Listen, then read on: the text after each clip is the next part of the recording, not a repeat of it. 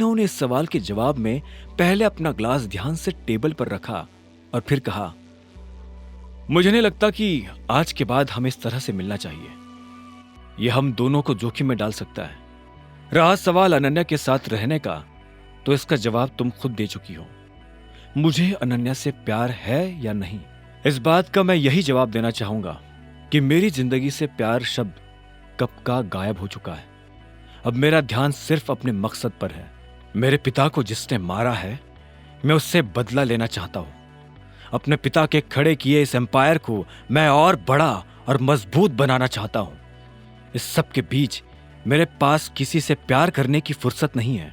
मैं बस मोंटी के लौटने का इंतजार कर रहा हूं। जब तक वो वापस नहीं आ जाता, तब तक मेरे लिए सिंह परिवार का नाकारा दामाद बने रहने में ही भलाई है।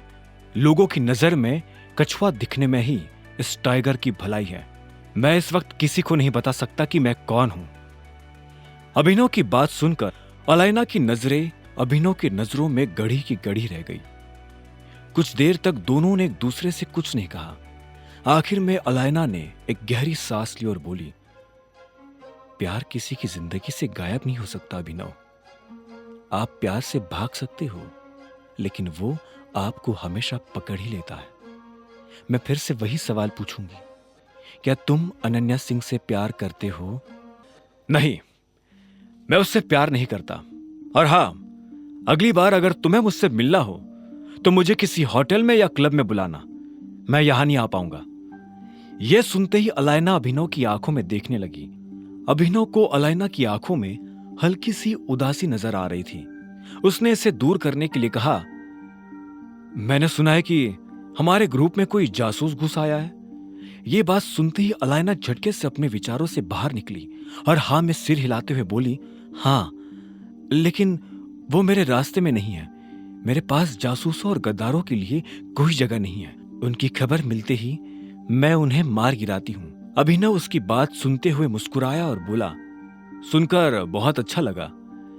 मैंने सुना है कि मोंटी इस महीने आने वाला है। क्या तुम उसके आने तक का इंतजार करोगी? अभिनव ने अलाइना के सवाल के जवाब में हां में सिर हिलाते हुए कहा, हां, मैं इंतजार करूंगा, और इसलिए मुझे सिंह परिवार का दामाद बने रहने की बहुत जरूरत है। यह मैं अपने लिए नहीं कर रहा हूं, यह मैं अपने लोगों के लिए कर रहा हूं। यह मेरी जिम्मेदारी है कि मुझे उन्हें प्रोटेक्ट करना है। अगर मोंटी आज भी आ जाता है तो भी मुझे कोई फर्क नहीं पड़ता। मैं तब तक अपनी पहचान लोगों के सामने नहीं लाऊंगा जब तक कि वो जासूस हमारे सामने नहीं आ जाता। जिस तरह से मेरे पापा की मौत हुई थी, मैं उस तरह से नहीं मरना चाहता।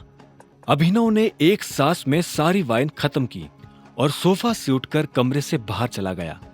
अलाइना बस उसे जाते हुए देख रही थी। अभिनव जब अनन्या के घर पहुंचा तो उसे आने में काफी देर हो गई थी। रात हो चुकी थी और अलाइना के घर कुछ भी ना खाने की वजह से उसे काफी भूख लग रही थी। उसने घर में आते ही मेड को आवाज दी, लेकिन एक भी मेड उसकी बात का जवाब नहीं दे रही थी। अब क्या करूं? हाँ, एक काम करता हूं, खुद ही खुद के लिए कुछ बना लेता हूं। अभिनव ने अपने आप से कहा और खुद ही रसोई में चला गया। वो अपने लिए पराठे बनाने वाला था। उसने रसोई में आकर अलमारी खोलकर आटा ढूंढना शुरू कर दिया था।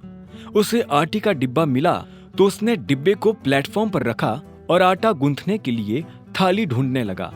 वो इस बात से अनजान था कि जब वो ये सब कर रहा था तब वहां काफी शोर हो रहा था। अचानक से उसे किसी के पैरों की आवाज सुनाई दी। जैसे ही अभिनव ने पलटकर देखा तो पाया कि शर्मिला उसके सामने खड़ी थी। तुम मेरी रसोई में क्या करने की कोशिश कर रहे हो? शर्मिला ने तीखी और कड़क आवाज में पूछा। अभिनव ने उसे देखा और एक गहरी सांस लेते हुए बोला, भूख लगी है, पराठे बना रहा हूं। कोई जरूरत नहीं है। तुम्हें भूख लगी है ना, तो भूख लगी रहने दो। तुम्हें कुछ भी बनाने की जरूरत नहीं है, क्योंकि मैं तुम्हें कुछ नहीं बनाने दूंगी। ये मेरी रसोई है। अब मेहरबानी करके यहाँ से बाहर निकलोगे? लेकिन मुझे सच में भूख लगी है। अगर तुम अपने आप से यहाँ से बाहर नहीं निकले तो मुझे मजबूरन गार्ड्स को बुलाना पड़ेगा। वो तुम्हें धक्के मारकर यहाँ से बाहर निकालेंगे, शर्मिला ने हल्की सी ऊंची आवाज में कहा। अभिनव ने पहले आटे के खुले डिब्बे को देखा और फिर से गहरी सांस लेकर रसोई से बाहर निकलने लगा। इससे पहले कि वो बाहर निकल पाता, पीछे से शर्मिला ने फिर से चिल्लाते हुए कहा, मैंने तुम्हें जो कहा था उसे भूलने की गलती भी मत करना। तुम मेरे दामाद नहीं हो, मतलब नहीं हो, मतलब नहीं हो।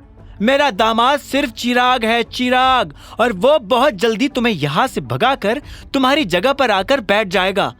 अगर तुम्हें लगता है कि तुम इस घर का या इस परिवार का हिस्सा हो, तो इस गलतफहमी को जितनी जल्दी हो सकी उतनी जल्दी अपने दिमाग से निकाल देना। अभिनव को शर्मिला के मुंह से ऐसी कड़वी बातें सुनने की आदत हो गई थी, इसलिए उसने कुछ नहीं कहा। वो बस अनन्या के कमरे के दरवाजे के बाहर आकर खड़ा हो गया था। अंदर से अनन्या के जोर जोर से हंसने की आवाजें आ रही थी। आगे की कहानी जानने के लिए देखें अगला एपिसोड सिर्फ पॉकेट एफएम के यूट्यूब चैनल पर, और द रिटर्न ऑफ टाइगर के सारे एपिसोड्स को सुनने के लिए डिस्क्रिप्शन में दी लिंक से डाउनलोड करें पॉकेट एफएम ऐप।